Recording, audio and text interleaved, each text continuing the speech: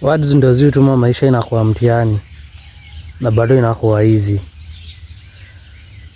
The more unajaribu kulearn another language ama ku understand language ya mtu mwingine, ndio the more mambo inakaa tricky.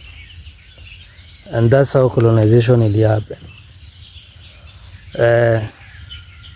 Waafrika wakijaribu ku understand wazungu, ku understand your language yao, river inabaki tu kuwa river kwa Kikisi.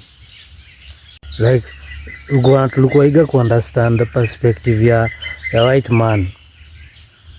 Hii river unaitaje, hii mlima unaitaje, yani another form of schooling.